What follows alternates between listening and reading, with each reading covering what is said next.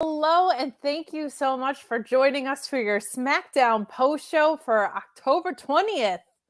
We are full on in spooky season, man. We are headed to Halloween. We got Halloween Havoc on the horizon. Then we've got so much more around the bend for November Survivor Series and Crown Jewel in full gear. Oh my. A lot of fun wrestling to be had. Tomorrow we have Bound for Glory and AEW Collision, so 6 hours of wrestling for you on the weekend. What more could wrestling fans ask for? But we're not here to talk about that tonight. We're here to talk some SmackDown. Yeah. And man, Alex and I were just talking about it. You see improvements as soon as Vince McMahon is out of power, man. Like, it's amazing how quickly that happens. Sorry, my hair's a big old mess. I'm kind of sad. I miss the days of over-the-top characters and people singing and dancing in the ring. And those days are over, friends. Well, we'll still have some over-the-top characters. We did get an awesome, pretty deadly vignette of them at the spa today.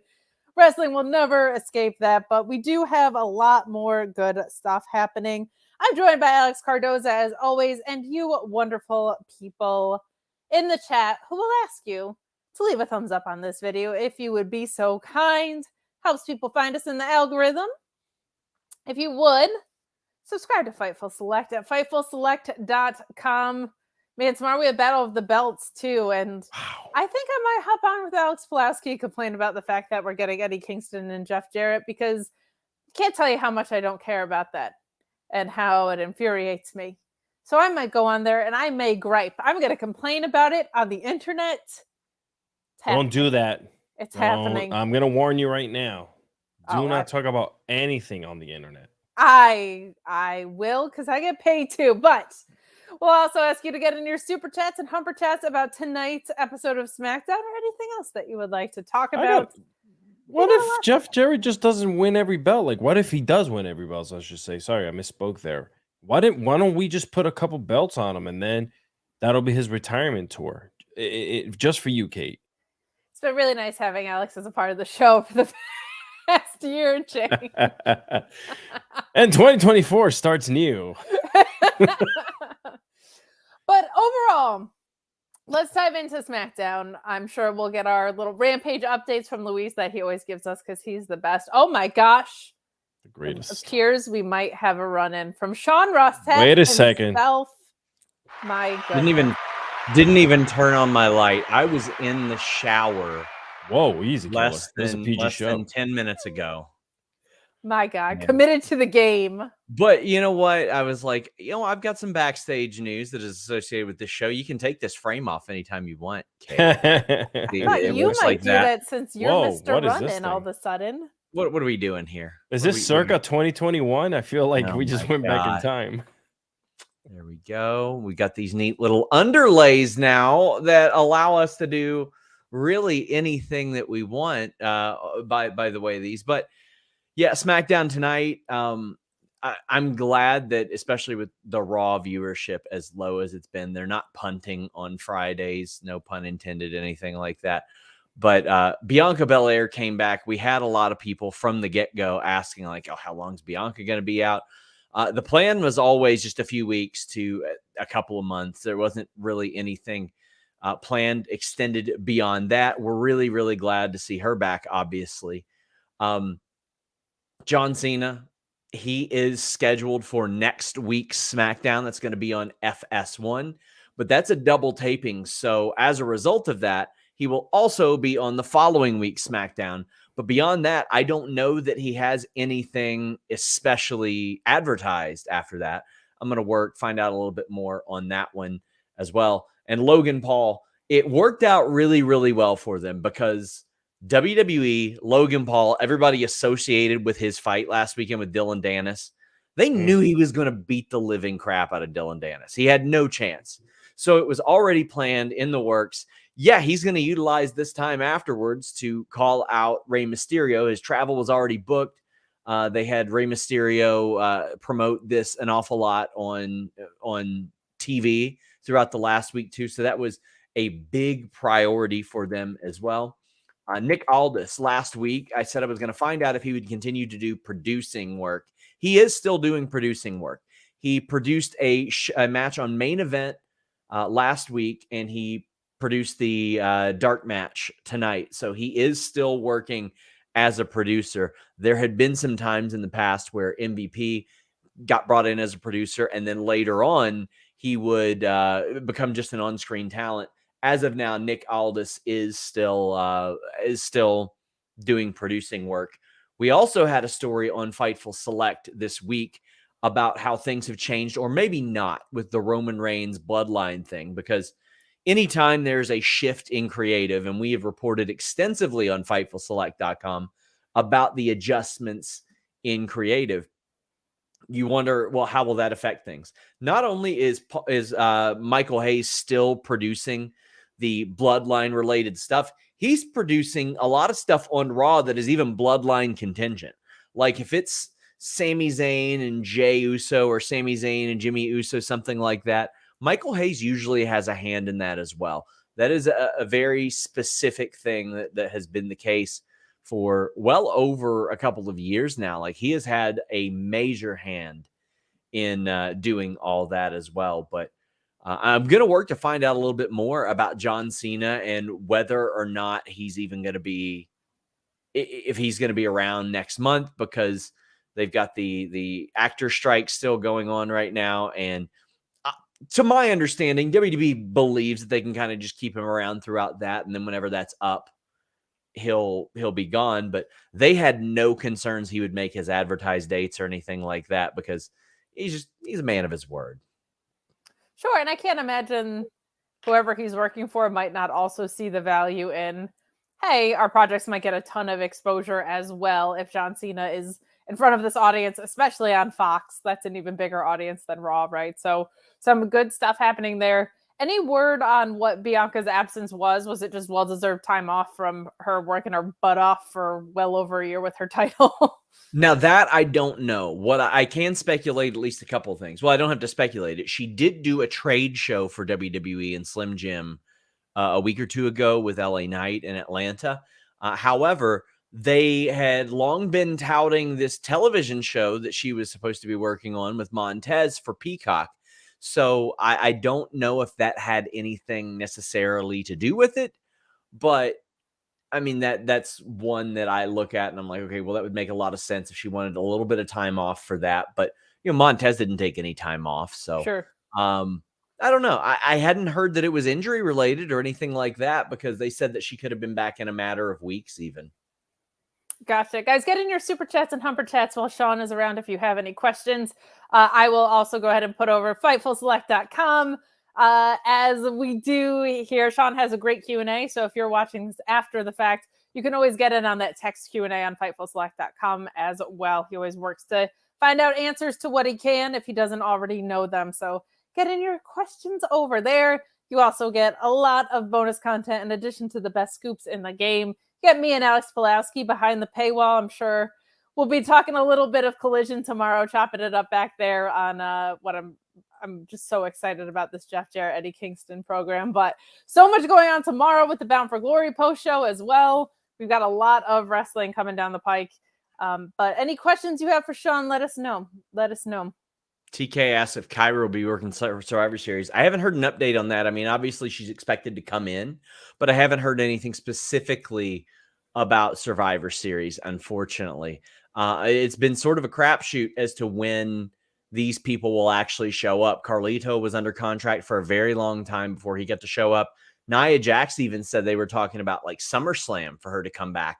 And then she came back when she did. Authors of Pain have just been around, like maybe signed for like forever.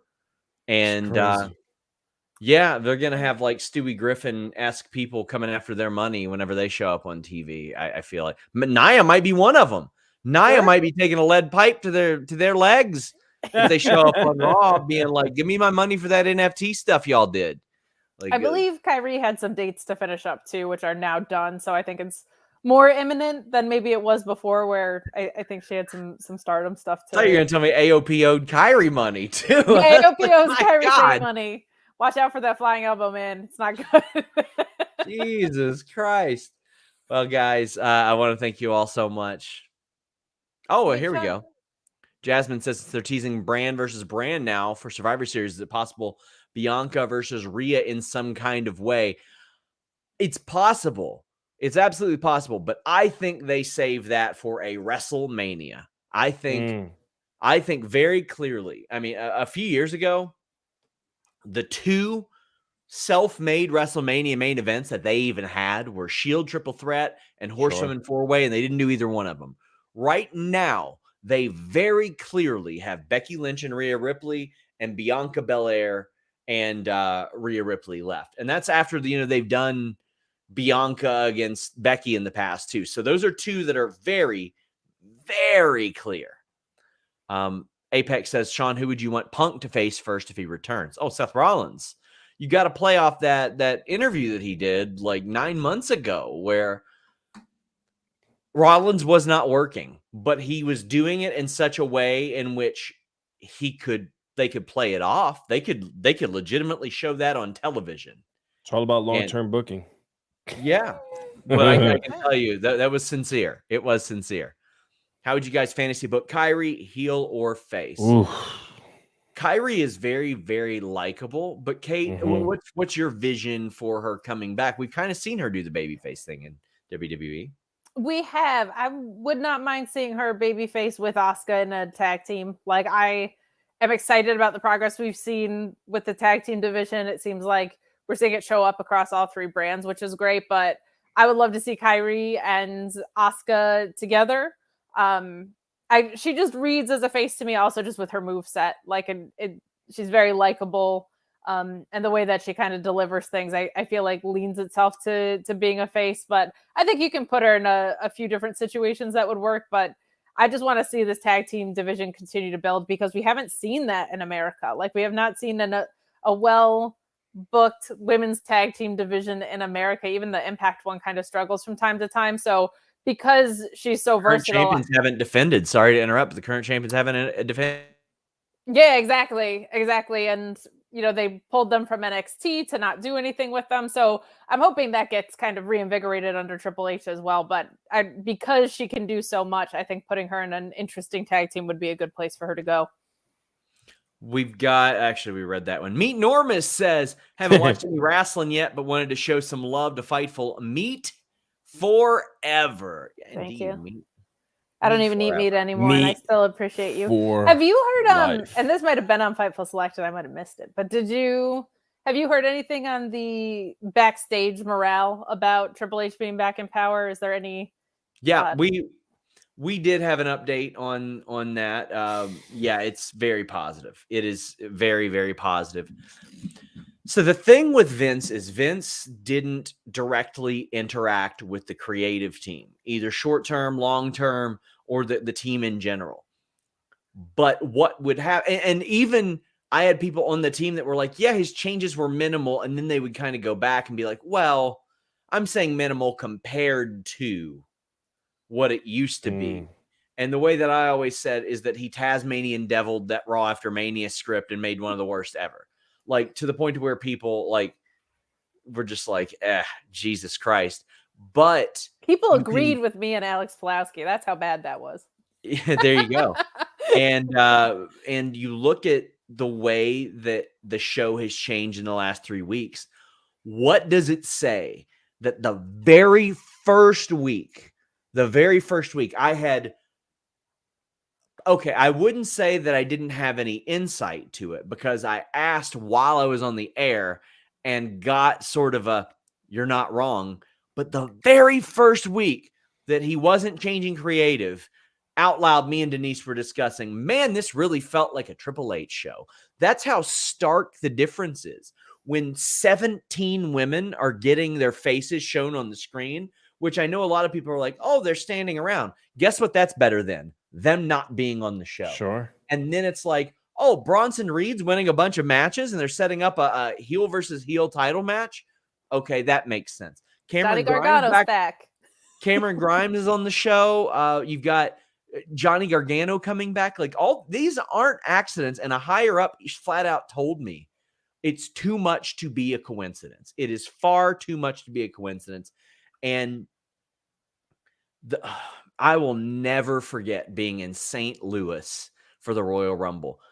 There are a few times I can share with you all about probably 4 or 5 different times that WWE did something so dumb or bad that it got me a bunch of sources. One was the Fiend Seth Rollins Hell in a Cell. That one had, I'll mention in the chat who it was, messaging me at 3 a.m. after that. And it made me go, well, I guess I'm up till 4 or 5 a.m. because you don't say no to this person, correct? Right? You don't say no to correct. No, that is someone that you talk to, correct? There is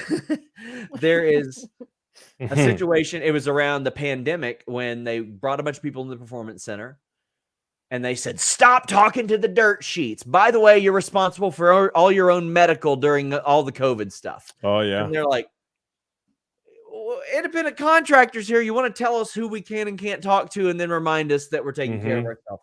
I developed a bunch of sources there. And then the Royal Rumble. Oh boy, the Royal Rumble 2022. I believe the sign caught on fire at one point or twice. Not one point, twice points. It was the most creatively bankrupt I have seen WWE, and that's saying something because I covered summer 2019 through early 2020 world title program, which is one of the dumbest periods I've seen. So at least at that point, there were some people within WWE that are like, maybe this will change. Maybe this will adjust. If you remember, they had the carousel of Paul Heyman and Eric Bischoff and Bruce Pritchard and all these people, and Vince swearing up and down he wouldn't be in the weeds and yada, yada, yada. Well, guess what? He's always in the weeds, because if you claim to not be in the weeds, like he said earlier this year, but all these people, dozens of people can't get on the show, you are in the weeds. And one person on the creative team said, well, I guess he isn't in the weeds. He just showed up, sprayed Roundup on it, watched them die, and came to check on them every so often. I was like, damn, y'all have a way with words. So compared to a year or almost 2 years ago, the morale is just on a completely different level, because in early 2022, I have never seen it worse. Now, granted, Cody signing and then people seeing how Cody was booked did cause it to rebound a little bit. It did help a little bit, but even then, it rebounded immensely when Triple H got into power, and now it's rebounded a lot more. Sure, Sorry, it feels fresh. Answer. Not gonna lie to you, it just feels, feels new, because none of these ideas and none of these people have gotten a chance, and here we go. Yeah, we're out of rematch central, which was something we were seeing a lot on SmackDown. We were doing rematches. Even the one rematch that happens over and over again, Nakamura and Ricochet, they had their best match on Monday. Yeah, and there was a story for it. Yeah, so. and it's two guys, especially Ricochet, who's doing what he does. That's the reason you signed him, for stuff like what he did on Monday. Right. Will Chisholm says, I would bring Kyrie back with Asuka to face IYO, and WWE can play off of her and IYO's history in NXT. And Bayley was the one who took out Kyrie when she left WWE. I do agree with Kate. I would like to see some juice added to that tag team division, because it really, really needs it.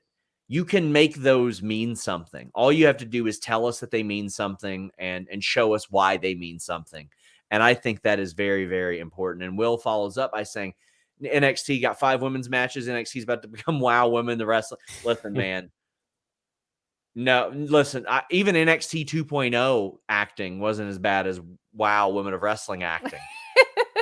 We watched a full episode of WoW because we watched the wrestlers and we saw Hollywood Haley J. We're like, let's see how she does on WoW. She and her mom blew everybody out of the water on that show. Like, it was, whew. But yes, I see what you mean. Shawn Michaels books women really well and says, as a guy who's got a 4-year-old daughter, she noticed all the women's matches. Kate, as a woman, shocker, what does, I know that you often bury NXT, but like, you at least see the effort of representation there on that show. Oh gosh, yeah, we talk about that piece of it all the time, that like, whilst we don't like creative, the screen time for women on NXT is always fantastic. And there's been some positive uptick in NXT, honestly, as well. with the Heritage Cup coming in and some more cohesive things happening. So as sour as we are, one thing that is always great is seeing the women get highlighted week over week. And what's incredible there is they don't have the tag titles anymore, and there isn't a secondary women's title. And while those are things I would love, usually those are things I'm fighting for so that they can get more screen time. Here you usually have 3 programs or so that are running completely independent of the title picture, and they do a really good job with that. So it's very refreshing to see. Your 4-year-old daughter is not the only one that's noticed. A 36-year-old daughter of someone also has noticed as well. So it is very refreshing to see. Good stuff in women's wrestling lately. Hell yeah.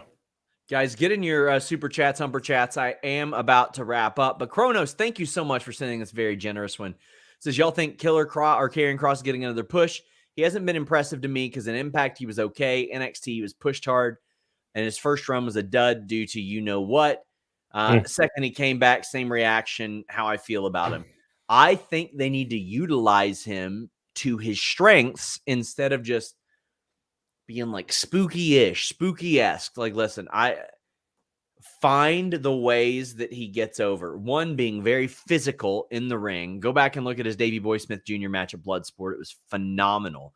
This is a guy who would have been a successful professional heavyweight MMA fighter, and he said, I'd rather wrestle while training MMA. Lean into that. Lean into some of those realistic things. I mean, he's very clearly committed to what he does. Bald men everywhere were betrayed when he grew his hair out because he was so committed to his thing. Now, him and Cena with hair is just a weird time. It's a weird time. I know a lot of people like try to do what Stone Cold Steve Austin was originally going to be, which is the ruthless killer thing. We've seen it with like Loomis and even when he was Sam Shaw in Impact, but Cross as well. But I feel like Cross is like that one little thing away from clicking in the right ways. It's just a matter of doing it because online perception means very, very little when it comes to WWE. That much I assure you. But, oh, man, thank you guys so much for letting me pop on all the time. I'm working Fridays here and there. I know. Look at you. Look at you. Hey, what's on your shirt? I've been trying to read the logo all day. It's Nike, but they don't sponsor us, so. Oh, well, forget them. Unless you would like to, email me at kate@fightful.com. So can the rest of you. I'm trying to reel in a big one next week, Kate. Oh, really? All right. Yep. Me and Kyler double-teamed an engagement tweet today, and I sent it to him, and I said, 400,000 views. It's awful nice, huh? Not bad. He said, yeah, let's get on a call Thursday. So, very nice. Hopefully we're talking to Bet Online AG. Tweet that would be Tell them you like us. Call Me Crazy says they keep booking Cross like he's the Miz, which makes the big man look weak. Yeah, people his size that adore wrestling do not grow on trees. So I would find that thing. Yeah, I just need him and Scarlett to operate in the same world. Like it's never felt like they were in the same picture a little bit. She's a spooky witch. And he's like a motorcycle badass guy. Like they're just not cohesive. So I would like to see them on the same page and see what happens then. You're right. Guys, thank you all so much. Thanks, Sean. Thanks, brother. Always a good time when Sean stops by and eats up our minutes, but that's okay. No, we appreciate it. He's here to answer your questions. Always a nice when he comes back to his old Friday post, but we are going to continue and dive into SmackDown. Feel free to get in your super chats and humper chats that aren't Q&A for Sean. If you anything you want to talk about on the show, we got Will chiming back in saying it's crazy how soon as Vince got cut, we saw 16 women on Raw. This past Raw had 17. It's so clear Vince didn't care, but we already knew that he doesn't like his own kids. It is incredible. Not only did we see like an uptick, we saw a leap right into a completely different and refreshed program for Rhea Ripley. I mean, literally every healthy woman that was available on Raw got used. And Nikki Cross got used on Main Event in that first week, and then all of them got used in the second week, which is just incredible. And you also have 3 hours, so there's no excuse not to use more of them than were being used. So this is a really healthy direction, it feels like, for the product. It definitely is for women's wrestling. We're seeing it in AEW too, right? We're seeing Sheeta and Emmy put on awesome stuff. Chris having a great title reign. Athena having a great title reign. So women's wrestling on fire. Bayley got a win. We got a great women's match tonight in our main event. But let's talk about all of it. We start with a Paul Heyman and LA Knight exchange, as reported by FightfulSelect.com, if you like those rundowns. But Heyman introduces himself and says he's got big shoes to fill as the Bloodline this week, and notes about Jimmy taking Roman's advice to cost Jay and Cody the tag titles. He says that despite being a New Yorker in Texas, they are all fans of Knight, but on November 4th, it'll be the last time that he competes in a ring.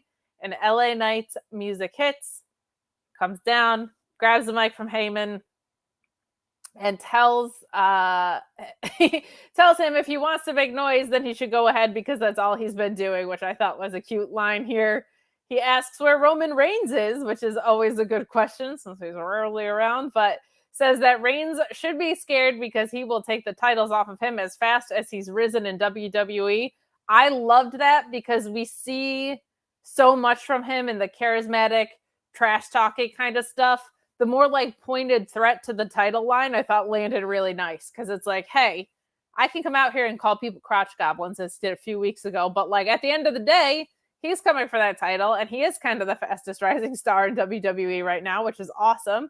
And he tells Heyman that there's going to be a contract signing for the Crown Jewel match next week. So a strong opening segment here.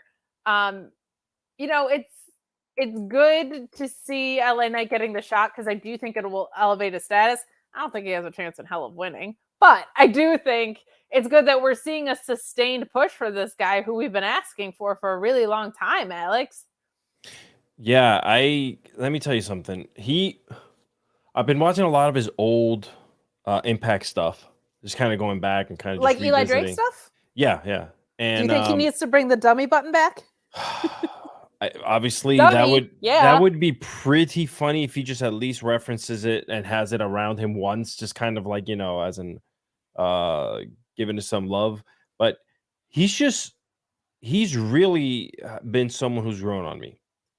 Someone who when he first started coming in, I was like, God, is he just a little too much over the top, trying to be like this character, this mix, like everyone's calling him a mix of The Rock and Stone Cold, right? And damn, he proved me wrong. It's exactly what the crowd wanted. It's exactly what people wanted. This segment overall, to me, did not feel overused because we know that a lot of opening segments for SmackDown is stuff that's just been done and they do it on Raw as well. And I don't know, man. I just feel like if you don't put the strap on this guy, where does he go? You know what I'm saying? Like, how much do we protect the Roman Reigns? I know everyone wants the Cody story, but now you have this B story with LA Knight. Is it really a B story, or is it a further down the line story, like a CD, and so on kind of story? And that's where I kind of feel like I feel blurred. Like, I don't know what's going to happen with him. I think there's a really good opportunity for him to be a mid-card title holder in the Rumble to Mania stretch. Sure. I think he's more than capable of being a world title holder. I don't think he's the guy that Roman Reigns drops to just because there's multiple other stories as an option. And I don't know if I hate saying stuff like this because people always interpret it as like doesn't deserve to, but I don't know if he needs to be. Like the type of US champion he could be, I think could be really fun. What I would do is have Escobar take it off of Rey, and then I would have LA Knight take it off of Escobar sometime in that season. So I would have Escobar turn heel on Rey Mysterio. You have a face LA Knight feuding with him for that title somewhere in the Rumble to Mania stretch, maybe at Mania. I've got no problem with LA Knight versus Santos Escobar at WrestleMania for that title. If they make the terrible decision to have Logan Paul win it. I also think LA Knight versus Logan Paul is not a bad call, though. Like, LA Knight could talk a lot of crap on Logan Paul. Yeah, you're right. Yeah, and that'll be a pretty good... Could be good. Yeah, I think you're right. That would be something that the people would want. They don't like Logan. I mean, like someone like me, I like don't like Yeah, him. Like him, he's you know what working I'm saying? heel, raise Yeah, his yeah, face yeah, as you get. Yeah. So yeah. So that'd be great. yeah, I'm with you on that. So some good stuff in our opening promo. It's going to be interesting to see where this goes because this is the most sustained we've seen for LA Knight, right? Like he's Yeah. been over. He was kind of getting 50-50. He wasn't really hanging out near a title picture anywhere, but it is funny to see like now there's a new chess master at hand, right? So we got a chat from Call Me Crazy. Thank you so much for this chat saying, Yes. how do you think the IWC and WWE fans would react if LA Knight does beat Roman? Cody doesn't need to beat Roman specifically for the WWE Championship. I think there is a segment that would go absolutely insane. And I think there is a segment that would be like, you gotta be kidding me. Because I don't think there's any way Roman doesn't drop at WrestleMania. And if you betray the Cody story and the story of The Rock, it does feel tough. I actually almost think opposite of your last sentence. I thought for the first time with Cody, he didn't need to beat Roman. He just needed to beat somebody. Now it feels personal to Cody. And I think LA Knight, you could just pop the title on if you want a transitional champion at any point. I also think you could get LA Knight going after Seth's title at some point. He could beat Damian Priest for that. So, and of all the talk that they've done about this big trade, everybody sure just shows up wherever the hell they want, it seems. So there hasn't been any real like solid lines being drawn. Maybe after Survivor Series, who knows? Maybe we do have these authority figures now, and that is making things more clear and interesting, which is refreshing. Yeah. So we'll move along into our first match of the night, which is Montez Ford with Bobby Lashley and Dawkins in his corner, and Santos Escobar with the LWO. Really, really fun match. Sure. Really fun match. Like these two are just two of the best going right now. I love how much Montez has adapted his skill set in the ring to fit into this heelish persona. We all know about the high flying stuff. We all know how ridiculous his frog splash is. Seeing this more aggressive side of him under this creative is something that's legitimately a standout transition for him, and I absolutely love it. Santos Escobar is just everything he does is great. Like, I don't know what to say other than that. I feel like every time I come on here and talk about Santos Escobar, I'm like, he just rules. I don't know what to tell you, but it's true. Like, the way he moves in the ring, from a physical standpoint and a character standpoint, everything feels so intentional and so smooth, and he's just so effortless. He's so effortlessly cool.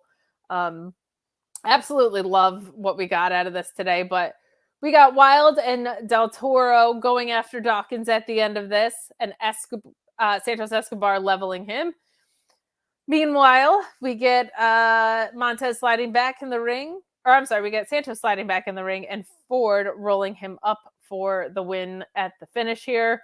Really fun match. My only kind of complaint since we've pivoted to the Triple H realm on SmackDown is one, we get like a lot of talking. We got some really good in ring tonight, including this, but it is a little bit more talking. I'm okay with that because it makes Raw and SmackDown feel different. Like Raw has extensive matches, and is kind of more the workhorse feeling brand. And I think it's good to have differentiation between your brands. But the other thing is we get a lot of interference. We got it a lot tonight. This was one of those instances. Makes sense because you have stables, but it's a little overkill on the interference for me, Alex. Yeah, I don't know how do you, and it happened a couple times during the night. And it happens a lot in AEW. I would like for the matches that have like the LWO, right? And anyone that has big factions, they need to make these matches feel a little special for the one-on-one type of feel, just for the wrestlers in the ring themselves. You know what I'm saying? Sure. Because it's just it gets overused, it gets boring. And I was talking about earlier about cracks in these shows that we are seeing. Like SmackDown to me was really good, but I found a couple flaws and a couple cracks, and that was one of them. You know what I'm saying? I think this Montez Ford and Santos Escobar match though was insane. Yeah. Like you mentioned, Escobar effortlessly gets into the ring and just does everything beautifully. It's like art for him. And that's the luchador in him. You know what I'm saying? The luchador in him is just so damn smooth. And we've been talking praise on Escobar for months on this show, guys. Like, we love this guy. Little thing here. And we'll probably talk about this as well, when Ray goes up, but there was a look in Escobar's eye, man. There was a look in Escobar's eyes. And as of late, even his body language is a little bit different. I might be reading this differently because I want him to be this certain person really badly. But God, it's starting to show a little bit, I hope it starts turning that way. Even his in-ring style, his fighting is pretty freaking like it's getting a little bit more aggressive, which is great. And I just little things here and there that I'm noticing. I hope that it's a heel turn too. You said the H word. I wasn't going to say it. I did say the H word. God, ladies and gentlemen. Single H word. But a single H word.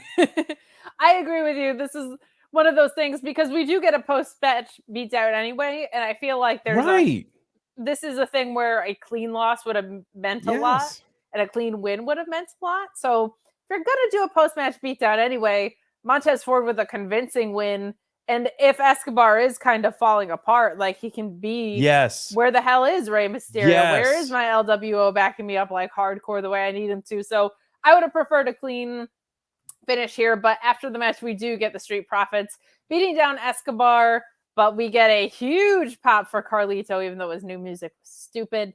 He runs down with the chair to even the odds with the Profits. Dawkins came in hard too, man. He did. He did. Wow. He looked like a linebacker. He improved so much in the past 18 months. Like that guy, he has grown leaps and bounds, and that's only through hard work. And I love that for him. Like, because there was so much shine on Montez Ford, and there still is and always will be because he's just a phenom. But like Dawkins stepping up his game and elevating the way he has, I love it. It makes me so happy. This heel turn for them has been great. It has. It's settled in. It's settling in for sure. So we get Ray checking in on everybody before he has to go take care of business with Logan Paul. Zelina Vega asks if he wants backup, and Ray says that he'll be fine. And we get into this pretty deadly video. Pretty deadly at the spot. Yes. Until the Brawling Brutes show up and blindside them with an attack. I love Pretty Deadly. I just do. They're so fun. They're so silly. They did such a great job working through the injury on television. It was such a blast of a time.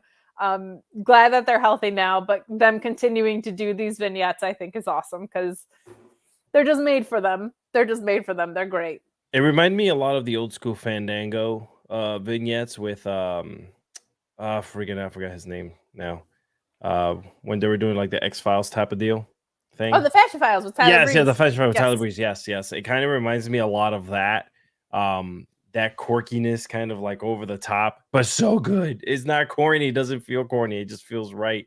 And then it's the Brawling, right type of corny. Yes. And then the Brawling Brutes just coming in, beat like the way it was shot.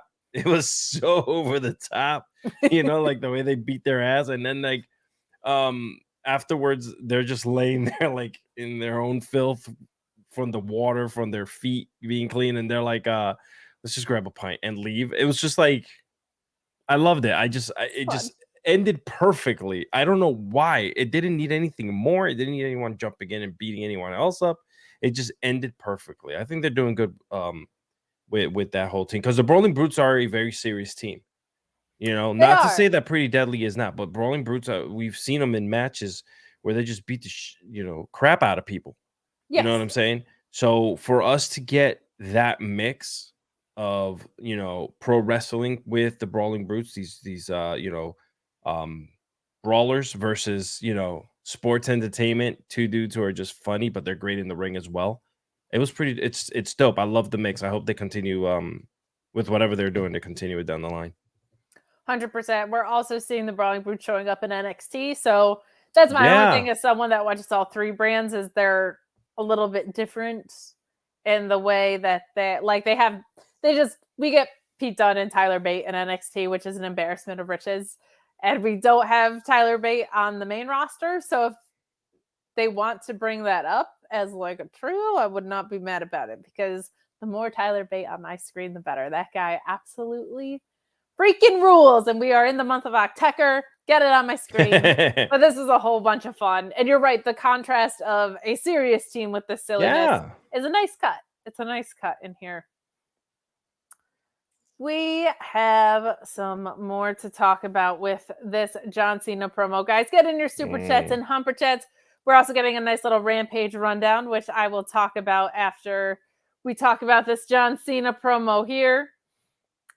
He says that he kind of puts over Roman's title reign a little bit more, which he did last week really nicely, but says that he's got his own streak going of 2,002 days since he's won a televised match. He says his last win came in 2018, and he's been talking a lot about retirement. He says he thinks he can still go, and that his time to turn things around is now. You can't see him. His time to turn things around is now. And that it'll be a bad night for the next person that walks through the curtain, because they're going to get smoked. And then Solo Sikoa's music hits. He comes down to the ring. He gets in the ring with Cena. They begin brawling. We get Jimmy Uso coming down for backup. And then we get a masked person. And wouldn't you know Who could it be? It's Jey Uso. Now, I don't have a ton of complaints about this episode, but this is one of them. Enough like masked Bloodline members, enough a Bloodline member showing up in black, enough you telling me about this trade for like 6 weeks if everybody's just showing up on either brand anyway. That makes absolutely no sense. You got to find a better way to do this. I like what they're going for here. I like them sustaining the Jimmy and Jey rivalry. This might be something that we're getting set up for Survivor Series or for Saudi Arabia. It certainly seems that way when we're going to talk about Nick Aldis in a second here. But just from this, it's like you got to find a different playbook to run to move these forward, because we have just seen so many times a masked or hooded figure of the Bloodline showing up. And you cannot sit here and talk to me about this Kevin Owens trade if you're just going to have the Usos showing up on both shows anyway. What's stopping Sami Zayn from coming over? Now, maybe that's what's next in the story, but I'm just saying, kind of feels a little redundant. But other than that, no problems with this. I like where it's going. I just wish they kind of found a different vehicle to get there. Sure, yeah, and I first thought it was CM Punk when it was when the masked person jumped on a random SmackDown. Yeah, on a random SmackDown. But no, you're right. They kind of cleaned it up a little bit though, with the whole Nick Aldis thing in Backstage, where he was like, get him out of here. Talk about that yet? Oh no, I know. I'm saying, I'm just. I know we haven't talked about, but when you said the trade thing, and you know what's crazy? Here I am finding myself defending SmackDown. I'm usually the one and I do this for every show. I'm usually the one just going like, you're right. Like, why would they do this? But I'm actually thinking about it, and we'll get to that segment. But yeah, I felt like maybe they're tightening up those screws a little bit. Well, let's talk about that. But let's first talk to Kylie, because she's so wonderful, saying, hey, hope y'all are well. I'm having a fantastic night. I love hearing that you're having a fantastic night. Hell yeah. I want everyone to be happy. Also, Apex, I'm going to let you say that because it's Hispanic. Where's that? Calibre? Oh. What is it? Calibre. See, I can say it, but it sounds so much prettier when you did. You can say it's like brie. You say brie, right? Calibre. Oh God, look at you. All right, look at me. Ladies and gentlemen. And so she's single. No, just kidding. So I think Ray drops the U.S. title to Dom at Mania in a rematch. That is certainly a direction they can go. Thank you, Kylie. Sorry, I just read a message there. Kylie rules. Kylie rules. And she says she'll behave. No, you won't. And we like that about you. I think Dominic's a possibility, and I think Santos is a possibility. I think if you want retirement match, quality match, you go with Santos. I think if you want story to retire on, you go Dominic and Ray. Which is not my favorite, because I want to see the passing of the torch moment go to Santos, because I think they speak the same language a little bit more than what Dominic's value is, if that makes sense. Man, I don't know what they're doing with Dom, but I like that they separated them. That to me, that makes me extremely happy. They've been going their own paths. Once in a while, things get brought back in. It's like, hey, with Nick Aldis, and he's like, I'm a big fan of your father. Yeah, that was you really know, good. And then obviously, everything that's happening with Logan, and we'll get to that as well. Talking about his son and stuff like that. Well, he's talking about how he reminded him of his son. Like, there's a little bit of that crossover, but they've done such a great job of not making it feel corny and overused that, yeah, my son's here. You know what I'm saying? They've kind of let him go. Agreed. I think if you are going to come back and touch on it at some point, I think you could do a mask versus hair match too with that. Everyone's because talking Dominic about that, has yeah. that mullet. Yeah, I think there could be some fun stuff there. So we'll see. We'll see what route they choose to go here. They've definitely got options. I'd like for that to be the passing of the torch moment for Dom. I know that we don't like him because in the beginning he was kind of corny, but at some point Ray has to kind of just like, hey, take a step back, and I'm talking about between the dynamic of the family. I get that. Not passing a belt over to anyone, or I understand that we want Santos there, but when it comes to the Mysterio name, and Mysterio's ready to say, okay, like maybe I'll take more of a backstage role or do something else, I think like that'd be a great way to say, here, my son, take this. And they cry in the ring and hug and love each other. Like the story that they should retire on. I just want it to be Ray and Santos because I just want to see it. Oh, of course, yes. I want to see Ray and Santos too, and I want to see that belt on Santos, and take the U.S. name off of it and just make it the Latin belt. That'd be great. Ooh, okay. Make it do something with the Latin community. Let's represent. You know what I'm saying? I like that. Yeah, I like that. Well, I'll tell you what else I like, and that's having authority figures backstage. Immediately, everything. You love rules, ladies and gentlemen. I love rules. I love rules, rules, and I love time limits. Look at this. Give me a nice rule book and a time limit, and I'm a happy gal. Okay, I love when there are things to play with here, and I also like when there's authority figures making authoritative decisions instead of wrestlers just being like, "I've decided we have this match because I've decided it." And Nick Aldis, I feel like already fitting in beautifully here. Yeah, big time. He's arguing with Jay. I'm sorry, Nick Aldis and Jay are arguing with Adam Pearce, who walks in as Aldis is handing Jay a $10,000 fine. Pearce says it's only fair that the same is doled out to Jimmy, and Aldis calls for security to have Jay escorted, and Pearce kind of pushes back here, which is good. Aldis calls for Pearce to be removed as well. So get out of my program. This is my house now. Thank you very much. But before Pearce vacates the building, Pearce tells Aldis, let the games begin. So it certainly feels like we're getting brand supremacy, but maybe in a refreshing way where we have two competing authority figures and not like, you have a red shirt and I have a blue shirt. Yeah. And when you say let the games begin, that means it's clobbering time, which means CM Punk at Chicago in Survivor Series. That's right. You got to connect all the dots. It's happening. Let's move along here. We got Spooky Scottish Witches back, as Jason points out. Lord. Saying our spooky women are back, y'all. Well, they if talk there was to me. Ever a season to have them back? I mean, my God, is this not the season for them? They've cursed the tag team titles. This is great stuff, Alex. I wish they would curse me. They wouldn't even let me in the building, I guarantee you. You're so funny. Hey, can I say something real quick? No. I've lost.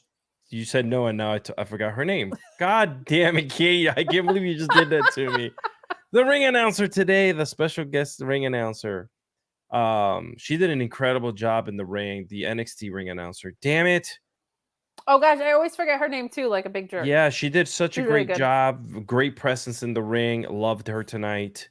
Yeah, sorry. But I was thinking Spooky Witches, and then she came up in my mind too. I don't know, man. If you guys don't know what goes on in here, you don't want to know. You know what I I'm saying? disrupted it all. Let's I keep that disrupted door all closed of it. and those potions on me. That's You think they're right. gonna come back like hard body? Like they're gonna really put them over the top? I hope so. I mean, they're so good. I'll tell you what, if you think that you're Ooh. cursed, Oh. if you think that there's a spell on you that's keeping you from being able to deliver your best performance, if you want to redesign your own title belt a little bit to look a little bit different, Bluechew.com, code Fightful. Hello. Do you have a limp penis? A difficulty getting it erect? Boy, do I have a product for you. Bluechew.com and the code Fightful will help fix that. Bluechew has the same active ingredients as Viagra and Cialis, so you know they work. But they work a lot faster because it's a chewable. It's also much more affordable. Use that promo code Fightful.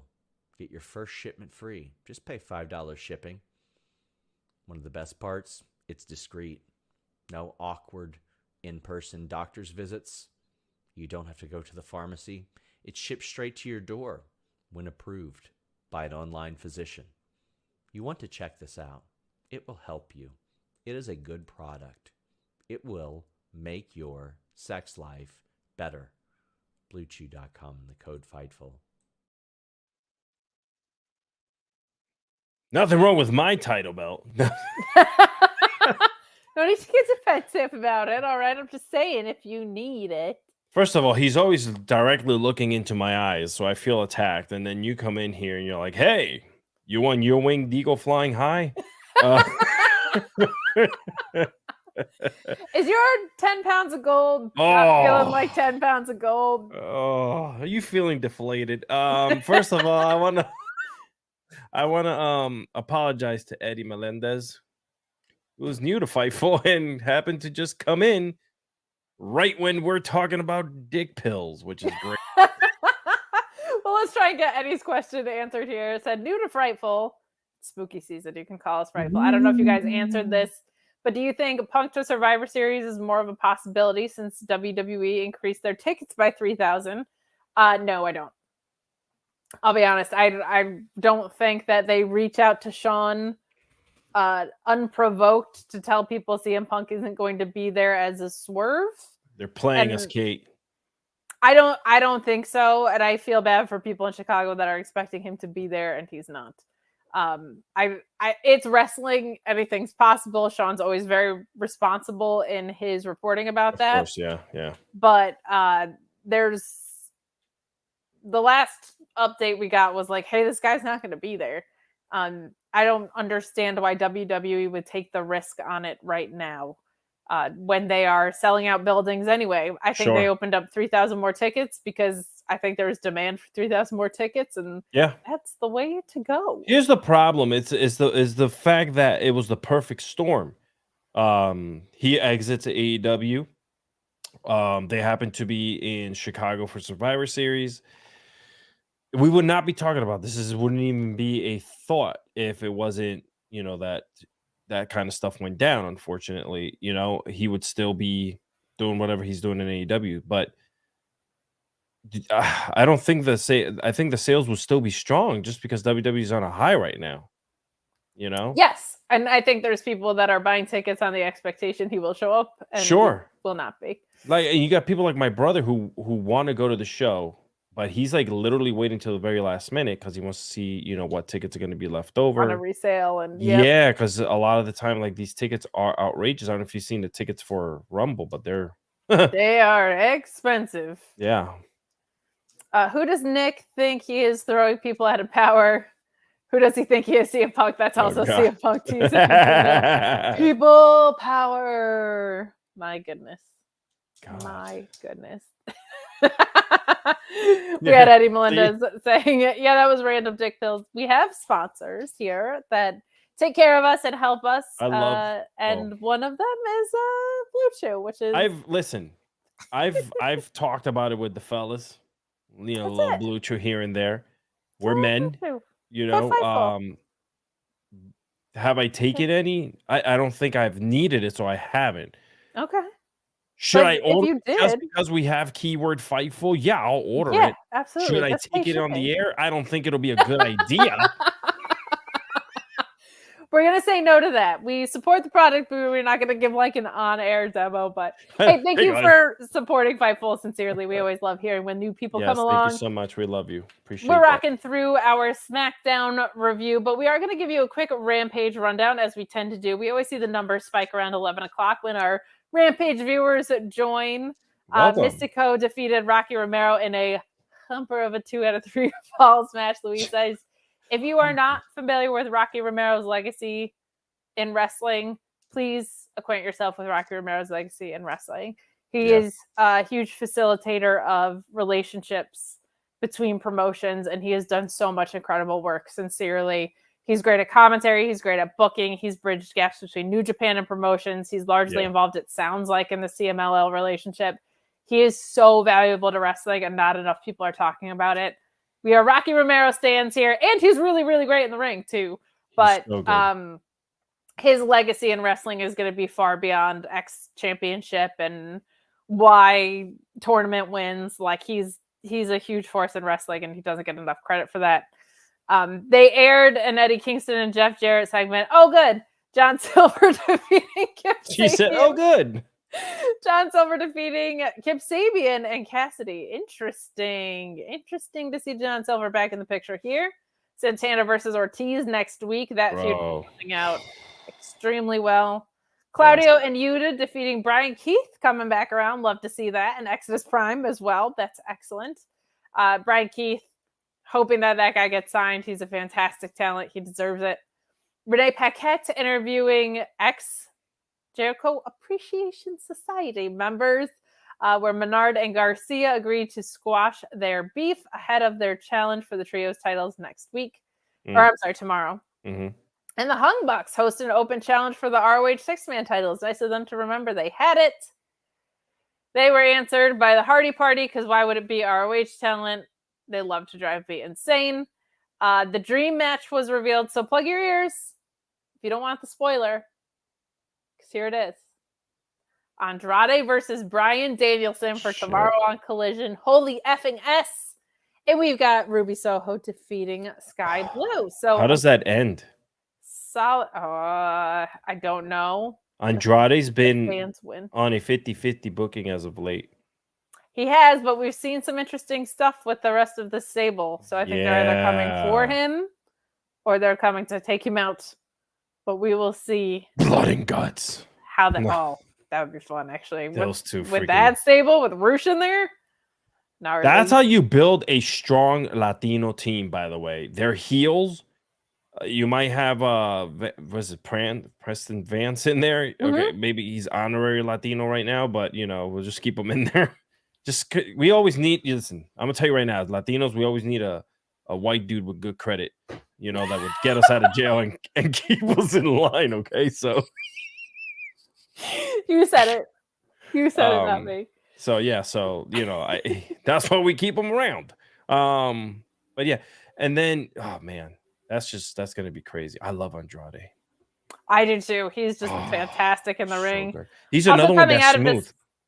He's another one, and like such an interesting combination because he's a hard hitting son of a bitch too. Sure.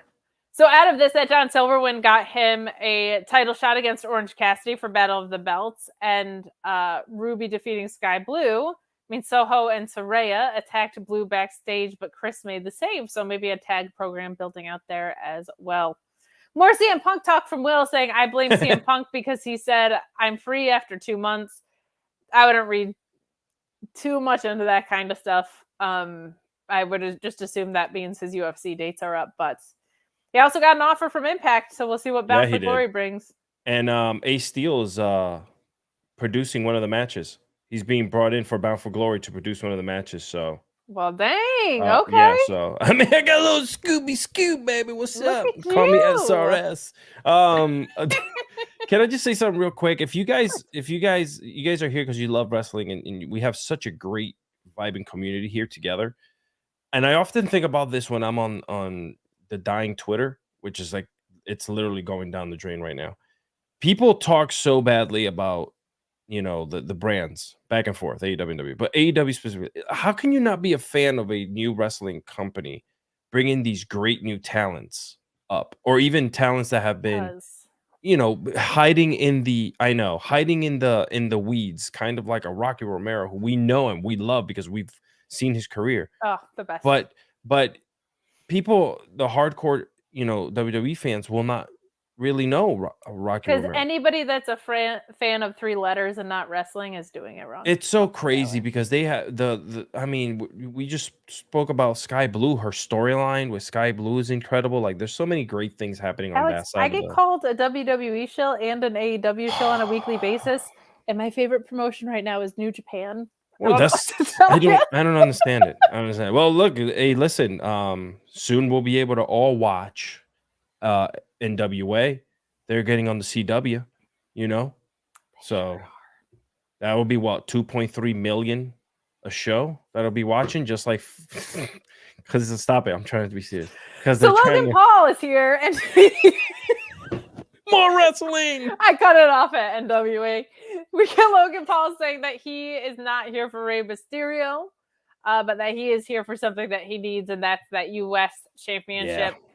He challenges him for that title at Crown Jewel. It kind of makes reference to the first match that they had and says a lot has happened since then, that Dominic's not even his kid anymore, really, and all of these things. And Rey's music hits. Rey comes out and says that Paul reminds him of Dominic with his big mouth. And says a couple of other nice things. But Paul needs some humbling, and that the last time he had to kick some sense into Don, he was reluctant to do so with him being his kid. But he doesn't feel that way about beating down Logan Paul, and I get it. So this is your Crown Jewel match. Neither of us like Logan Paul. I have not missed this guy while he was gone. His MMA fight was a joke. I just don't care. I think he's very impressive athletically. I don't have a ton to say beyond that. But no. Does he? This has to be contractually a match, because he was at Crown Jewel last year. So this has to be a contractual match that they're just putting him in because it's part of his deal. Because this made no sense to me. Like, why? Yeah, it got very shoehorned. Yeah, and there's already a story in motion, so I hope they don't derail it for the sake of giving him a title. But it's perfect for what it is, because not a lot that happens at Crown Jewel kind of carries over anyway. Right, you're right. As always. Thank you. I wish more people thought that way. Well, We move on to Grayson Waller and Austin Theory. And they are facing Dragon Lee and Cameron Grimes. Nice to see Cameron Grimes on television. Sure. A quick win here, though. Theory gets an A-Town down and the pin for the win. Cameron Grimes had like 2 minutes on television, and he made the most of them, though. I really hope that there's something consistent for him to sink his teeth into, because he is a fantastic talent. And if you just have been watching the main roster, you have no idea what this guy is capable of at all. Not from an in-ring perspective, but from a character perspective too. Like, he has such a big and wonderful personality. We just haven't gotten to see it on the main. We got to see it a lot in NXT. He's great. Nice to see him maximizing his minutes, though. He came out with a lot of tenacity. This was obvious which way it was going, but this is perfectly fine to get some tag action on the show. What did you think? Same. I wasn't when the match was even announced and it was over. To me, it just felt like, all right, cool. We're just building up more victories for Waller and Theory right now to see where we take them.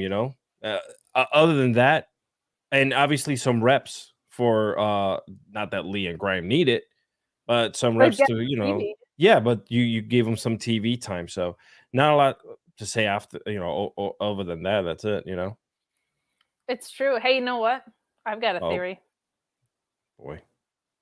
And my theory is proven, and it's that NordVPN is the best VPN in the game. All right. I feel like our friend Eddie is now getting hit with ads pretty hard. Like, sorry, Eddie. I'm sorry. We only do 2 a show, I promise. But we are going to tell you all about NordVPN. They've invested a lot in Fightful, sincerely. We appreciate whenever you tell them about us, because they've been so wonderful to us. But let Sean Ross Sapp tell you all about them.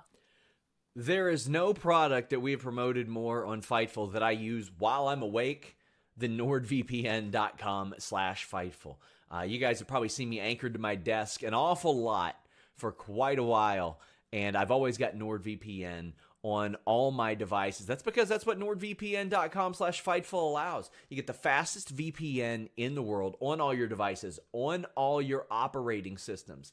It is so beneficial to have that versatility. Here at home, I put it on my router just in case, and I put it on my phone, laptop, desktop, PC, and smart TV. That allows you to get all the benefits: the online threat protection, the ability to change your virtual location with just one click, the ability to use that NordPass password manager, the file encryption tool, all that good stuff on everything. Also, you can subscribe to all those overseas services I'm telling you all about, all with 24/7 tech support and a 30-day money-back guarantee on top of an already amazing deal. Protect yourself on all your devices with nordvpn.com/Fightful. It is true. I love me some NordVPN. I use it. Actually, I have it installed in my router right now just because I don't do anything illegal. Sure. Just because I'm Puerto Rican doesn't mean that I freaking do bad things and I carry a switchblade in my mouth, Kate. God damn. A switchblade. You and Jay White both, my friend. Yes. Buddies. So we get Kevin Owens in a nice sit-down interview with Kathy Kelly. Nothing too groundbreaking about this, but nice to see Kevin Owens' presence on the show and a little bit more information. She asks him about the split from Sami Zayn, and he said it didn't feel great. They've experienced pretty much everything together over the past 2 decades. Talks about their undisputed tag team championship. They didn't get the rematch. And Kelly kind of says, you got some history with your new coworkers. And Owen says, obviously there's history with the Bloodline, but he names a lot of talents who he hasn't seen yet. And he says his goal is to show everybody here on Friday nights that it's the Kevin Owens show. I don't think this is the end of the road. It better not be for Sami Zayn and Kevin Owens. You're just creating your characters now. I am. I think I don't think it's an accident that this has been reiterated over and over again. Like I'm hoping that there's a story here, because if they get split up for no reason while the Usos are just showing up on both programs whenever the heck they want, that's kind of lame and inconsistent. But This is always good. Nice to see Kathy Kelly here. She's great at her job, and a quick sit down with Kevin Owens never hurts. It was nice to get kind of just like a mission statement at the top of this. What did you think? It was a good palate cleanser to lead us into the women's title match there. I think that you want to tell that's why did they bring them in? Why did they break them up? It was just like done, and that was it. Like you didn't know. So it was cool for them to fill that gap. This is what I've been saying. I've been saying it from the get-go. There's been gaps that have been being filled up. Like we didn't get back into it, but Nick Aldis telling them to get out of the arena, and like kind of like getting that dominance. Yeah, like get the hell out of here. Like cool, like don't come back. You're barred from my arenas. This is my show. That gives you that little bit of that brand separation, because you're right. What the hell are you doing here? This is not your show. Which was always missing. People were just showing up. Agreed. So hopefully it stays that way, and then you have that happened on Raw as well. Keep it, and SmackDown has just been on fire. It's the 2 hours. It's the 2 hours. It's the difference. Today flew. Difference. It's a huge difference, and I would say most of Raw was great. That Bronson Reed and Gunther's match was like unbelievable. Friggin' he's wow. a mammoth of a human being, and in a good way. Like, my God, he is so athletic and can move. Yeah. Twinkle toes, man. Twinkle toes. I wouldn't even be able to hear him if he was running behind me. He looks like that athletic. He is, and Gunther's title reign has just been so special. Historic. It has. You kind of have to bring in the new generation and push them and start breaking these title reigns of people from the past, like the Honky Tonk Man and all them. Like, you kind of got to start that's what they're doing with Roman. They've set Roman up now to be, 20 years from now when we're inducting him to the Hall of Fame or whatever. Not 20, I'm sorry, like 5 or 6 years from now, when he's finally settled down and doing his thing. Like we're gonna miss this guy. We're gonna be like, wow, that was crazy. He only, in 3 years, he had 10 matches. That's insane. Little dig. I had to. I was I'm gonna sorry. say in 20 years when he still hasn't dropped the title, Yeah, but yeah. but we're gonna talk about some more title action and some women's wrestling here with IYO Sky and Charlotte Flair, and a big return from Bianca Belair, which is great to see. Yeah, Will saying at least Becky is wrestling on NXT and Raw. Well, what are we doing with ROH? I'm 33, so I'm not trying to be like what happened in the 2000s with ROH, aka its best years. The women saying ROH shocking women saving wrestling. I'm not sure what that last sentence was supposed to read, but there's a lot of really great women's wrestling happening on ROH. It's just not getting highlighted because it's behind the paywall. Athena's run as the ROH Women's Champion has been absolutely incredible. It's one of my favorite title reigns in all of wrestling. And they get same deal. It's like 3 or 4 matches. It's similar to NXT in that it's comparable, that there's about 3 or 4 matches. And they are starting to put together a better division and some more cohesion behind it. It's just tucked away behind a paywall and it never makes it up to the main roster. So that's where ROH is kind of losing its stakes. The stories are getting better. There's way more consistency. It's headed in the right direction. They just don't have their champions around. So I don't know why we're paying $10 a month for it, kind of thing. I think the women saving ROH, because the women's wrestling there is great. You got Trish Adora, you got Lady Frost, Diamante, Layla Hirsch, Athena, Billy Starks. Like it is a stacked roster, and they got a lot of time over there. But I think you're right about that. Like, you know what it is, Kate? They're eventually, once they get their streaming platform down, you'll see. I'm confident that ROH will be something that they'll just include. You know what I'm saying? It's very hard. WWE got millions and millions and millions of dollars from Peacock. A lot of money to be put on there. So basically they just got paid a shit ton of money to provide content, and that was it. In the meantime, you could also put titles on people who are going to be on the program. Well, yeah. Why the Hung Bucks have your trios titles? They don't ever work Saturdays. They don't work Saturday. Yeah. Wildly frustrating in ROH. But women's wrestling on ROH has been incredible. Like Athena's run is the thing that is keeping that product afloat. Didn't they have Women of Honor? What was that? Am I making that up? Right? No, Women of Honor was a thing. So they've run that tournament a couple times right before they shut down and were bought out by Tony Khan. Yeah. They had done this really great Women of Honor tournament that was a lot of credit was given to Maria Kanellis and Bobby Cruz for putting it together. A lot of the talent that you see now thrived in that. Willow Nightingale, Roxanne Perez from NXT was Roxy, and that Max was in it, which is cool. Miranda Alizé, Trish Adora had a really interesting arc in it. So a lot of the women that you see now kind of came up through that tournament, which was really, really cool. And then we've seen some of that carry over. Like there's a lot of, Thursday nights, women's wrestling in general is on Friday, but you got your Impact Knockouts who are always great. And then you got that ROH women's division. There's some good women's wrestling on Thursdays. Sure there is. There was some good women's wrestling tonight in this main event with IYO Sky and Charlotte Flair. I really liked this match. I'm not one of those people who is like, oh, Charlotte Flair constantly no-sells and it ruins everything. There's some spots in this match where it kind of took some bite out of me because IYO, Shorts, is strong and athletic. Super. And so when we get those no-sell spots, it kind of tampers the story a little bit. So I will say it does bug me in certain times like this. But a really, really strong match. Some spots that I loved was IYO trying for that Hurricane Rana from the apron, but Charlotte catching her into an alley-oop. Yeah. The fall-away slam into the kick-out where Sky is looking for the drop kick and gets countered by the Boston Crab from Charlotte was smooth as hell. I loved that.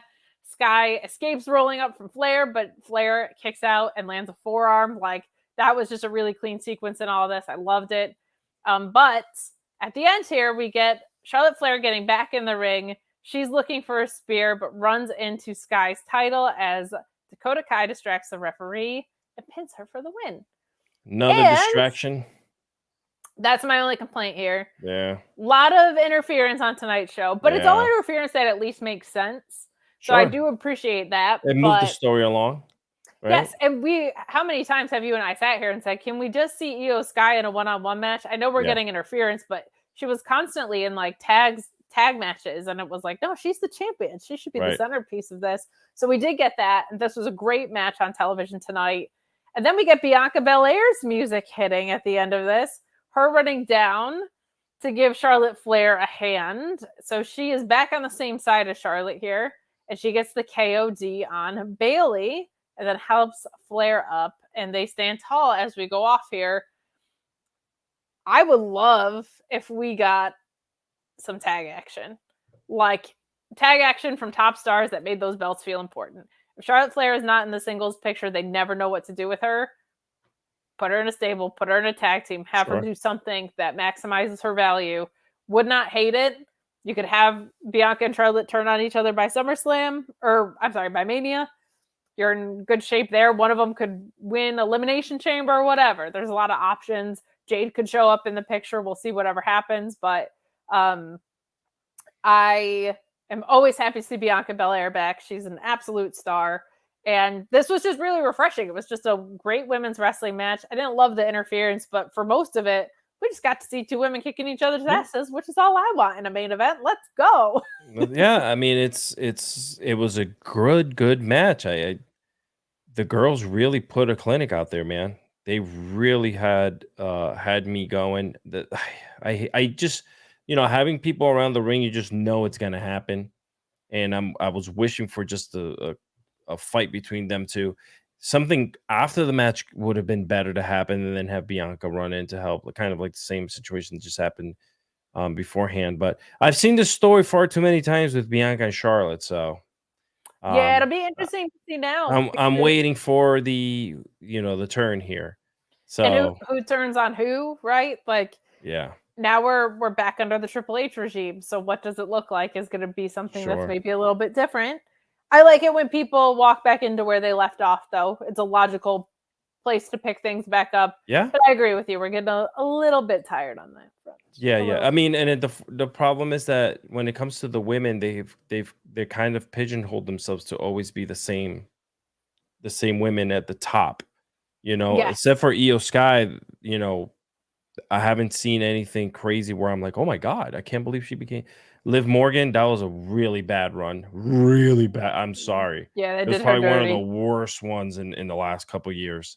She was super over during it because everybody wanted it, but they didn't do justice from a booking standpoint. Correct. Right.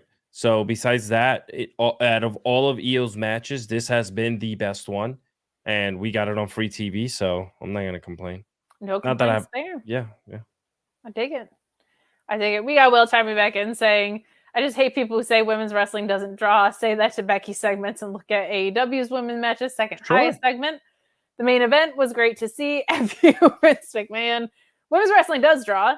And when it doesn't, I don't think it's because it's the fact that they're women. I think it's because of the fact that they're getting very limited screen time and trash creative over and over and over again. And no time on screen. So to say that any gender is the reason why a wrestling type wouldn't draw is downright silly to me. I'll never understand it because, man, women's wrestling right now, on fire. It's not, especially when you have a 3-hour show, it's not hard to put, a couple women on there. It's just, 2 weeks. 2 weeks and every single one was on. With a compelling program for Saudi Arabia too. Like Rhea. AEW as well. Has been kind of finally stepping it up. Yeah. Love to see it. We got a chat here from Jasmine saying, I think Charlotte's current gimmick is chasing 15, failing, and Bianca winning another championship, and Charlotte becoming jealous of that and turning on Bianca. I don't hate that at all. Yeah. I don't hate that at all. That numbers game is always going to be out there for Charlotte. I think it's a fun way to get there. It's a logical way to get there. It's a way to get there that doesn't require anybody to win Royal Rumble, which I like because I feel like Becky being the 2-time Rumble gal could be a really fun way to set up her and Rhea. Sure. I I'll take that. I'm not mad about And that. there's also a big gap. I've seen this on the Twitter where the kids like to hang out and talk and congregate. The Jade talk. Jade's very, very far from being in any type of these matches. She is. I mean, she hasn't even stepped foot into a ring yet. I know a lot of people are like, wishing like she tweeted out the little eye emoji as soon as Bianca hit the ring on Twitter. So I'm like, I try to talk to people who don't listen, that she is not close. Like you can't just throw her in right now. The WWE system is so different. I do see her showing up at Rumble though as one of the participants. Just kind of I like agree. that'll be fun. But outside of that, I think we're like really far apart from seeing Bianca and or Charlotte or Becky or anyone of that caliber with Jade. Well, I think we're getting her and Becky, but I think it's for that NXT title. Okay, yes, right down at NXT. I think that's more her speed right now. I think so. Let her get her feet wet a little bit. Yeah. I think you've already said we're getting Rhea and Becky, basically, right? They've been saying that essentially for months. Oh, yeah. So that is stowed away. You could do something interesting with Jade and Charlotte for sure, or Jade and Bianca. Maybe they make that a triple threat if they wanted, but I'm with you in that I think the move is have her have that NXT title, have her show up at Royal Rumble with that NXT title, Beautiful. Have her doing something awesome that weekend, maybe drop it then, and then come up for SummerSlam or something. I do think when you have ESPN and Sports Illustrated behind her and you bring her in this profile, like you can't just have her working lower to mid card on the main roster, but you can have her working top of the card in NXT and then moving up to top of the card in WWE when she's cooked. She's ready to go. Cook her up. Give me some Jade. Hell yeah. Get that star presence on here, but we thank you for your star presence on here, Alex Cardoza. That is our show for SmackDown, guys. We have so much happening, all right? We had Battle of the Belts going on. We've had Collision going on. We've got Bound for Glory going on this weekend. So much happening in wrestling world. Word. Alex, where can the good people find you? Ladies and gentlemen, you can find me on the little Twitter thing that this thing has right here in the lower third. On the X. I don't call it X, never will. You can find me on Threads at Alexis Cardoza, which will also is the same thing as Instagram, so you can find me on there. Threads is picking up, man. My timeline on Threads has gone crazy. I think people are finally starting to make the move over, and there's a lot of value happening over there. And then last but not least, my Christmas Films on Rap project is finally coming along really well with 66 days left till Christmas. We're going to do a couple fun episodes to, I got Alex Pulowski already booked on that show. And then I got a couple great other people. Hopefully, I know Kate's very busy, but hopefully I'll get Kate as there as well. Not so much anymore, but well, we don't talk about personal life on here. We talk about kayfabe. She's so busy. I still am actually, but yes. Yeah. So that's going really well, and I hope you guys come on that journey with me. I love everything Christmas, and I feel like it keeps a piece of my childhood still alive somehow, as old as I'm getting. Oh. You can find me at Miss Kate Fape on Twitter. You can subscribe to my YouTube. Whoa, ma'am, this is not the show. I thought you said YouTube. I'm like, hey, the hell? No. I wouldn't be giving that away for free. I'd be on OnlyFans. My new YouTube channel, which has over 500 subscribers already, because you guys are amazing. Thank you so much for the support. I've got a lot of fun content that's going to be coming up there. Right now, I'm just doing a weekly recap show, but we're going to be doing some extremely fun and, dare I say, downright silly stuff in the near future. So please stay tuned for that. We're going to have some wrestling talent on. I'm going to make my sister do prediction shows, even though she doesn't watch wrestling, because she talks at me like she does, and it's hilarious. We got a lot of fun stuff going on there. So youtube.com at Miss Kate Fabe. You can find me there. This week, I got to talk all about Royal Quest 3. Will Ospreay and Zack Sabre Jr. was a masterpiece. We talked to Danielson and Christian Cage and how the fundamentals of wrestling are the greatest thing in wrestling ever. That Bronson Reed and Gunther match and all the momentum that women's wrestling had this week as well. So less than an hour. I'm always going to try to keep them to less than an hour, but it's just me talking at you about my favorite highlights of the week. So head over. I love it. and subscribe. Go subscribe to Kate right now. If you're not subscribed to Kate, I will show up at your house and I will yell very loudly. My God, that was like a very aggressive threat and very. You don't want one. that. But guys, have a wonderful and safe wrestling weekend. Stay tuned to Fightful for more content for Bound for Glory, Collision, Battle of the Belts. I'll be on Select with Alex Pulaski as well. So you can catch us there for that. But have a safe and wonderful wrestling weekend. We're out of here.